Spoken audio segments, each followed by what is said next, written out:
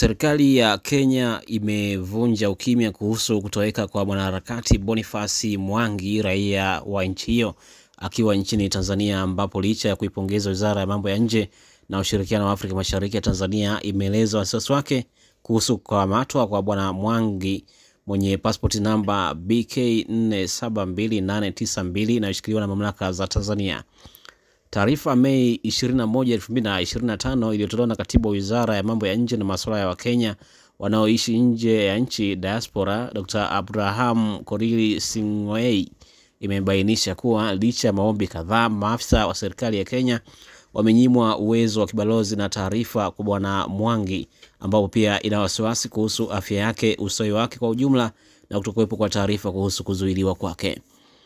Kupitia taarifa hiyo, wizara hiyo imeiomba serikali ya Tanzania kumtoa au kumwachilia na kuitaka kuheshimu na kufuata mkataba wa Vienna kuhusu uhusiano wa kidiplomasia wa mwaka 1963 unaosema kuwa maafisa wa kibalozi wanapaswa kuwa huru kuwasiliana na raia wa nchi zao na pia kuwa na haki ya kuwatembelea. Taarifa hiyo imeongeza kuwa mkataba huo pia unasema kuwa maafisa hao wanapaswa kuruhusiwa kumtembelea raia wa nchi yao akiwa gerezani, korokoroni au kizuizini, kuzungumza naye, kuwasiliana naye na kupanga uwakilishi wa kisheria kwa niaba yake. Kutokana na hayo, Wizara ya Masuala ya Nje na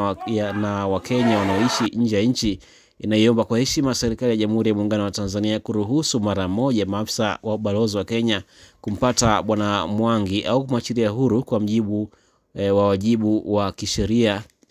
kimataifa na taratibu za diplomasia, imesema sehemu ya taarifa hiyo.